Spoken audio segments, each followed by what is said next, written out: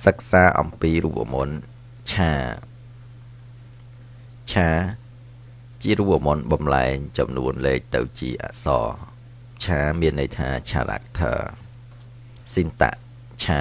បើកវងកញ្ចក់ number បិទវងកញ្ចក់តោះអញ្ចឹងយើងមើលការឧទាហរណ៍នៅលើ Excel បាទអញ្ចឹងទី1យើងបង្កើត sheet ថ្មីមួយទៀតមករួចមកស្ដាមយក rename ឡើងនេះដាក់ពាក្យថា CHAR បន្ទាប់មកទៀតគឺយើងចាប់ផ្ដើមត្រង់កន្លែងនេះយើងវាយពាក្យ number ចូលមកបន្ទាប់មកយើងសាកបាយពីលេខ1រួចយើង control ឲ្យជាប់រួចអូសទៅដល់បាទឧទាហរណ៍ត្រឹមលេខ19សិនតោះអញ្ចឹងយើងដាក់ answer យើងកន្លែងនេះបាទតោះអញ្ចឹង answer ឆាមានន័យថា character អញ្ចឹងទី1ស្មើយើងវាយ CH បាទនេះអញ្ចឹងមកឲ្យ CHAR តមកទៀតស្រេចលើលេខ1ហ្នឹងតែម្ដងរួច enter អញ្ចឹងមានន័យថាលេខ1មានន័យថាអត់មានអីទេអញ្ចឹងយើងคลิกនឹងអូសយកមកអញ្ចឹងក្នុងអត្ថន័យអង់គ្លេសគឺលេខ1 character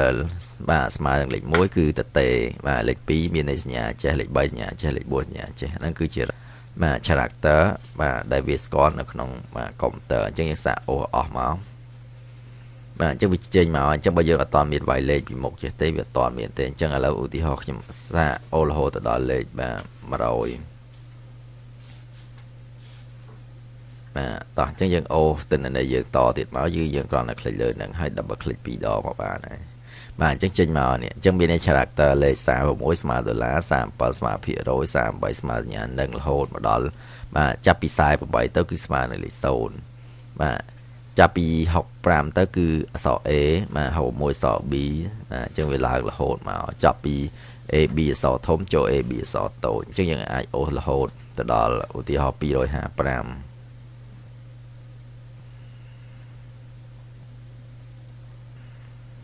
តោះអញ្ចឹងយើងសាកអូសទិន្នន័យយើងនឹងមក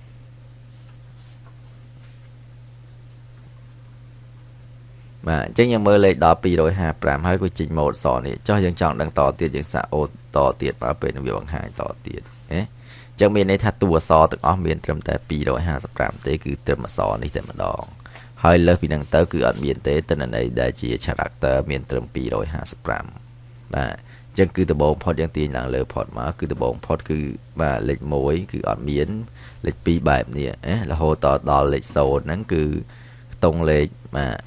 48លេខ0អញ្ចឹងបើយើងចង់បានអក្សរ A ធំគឺលេខ65ឬក៏យើងចង់ដឹងផ្ទៀងផ្ទាត់មើលអញ្ចឹងមែនឬអត់អញ្ចឹងទី1ឧទាហរណ៍ខ្ញុំចង់ដឹងដុល្លារអញ្ចឹងមែនអត់ទី1ស្មើ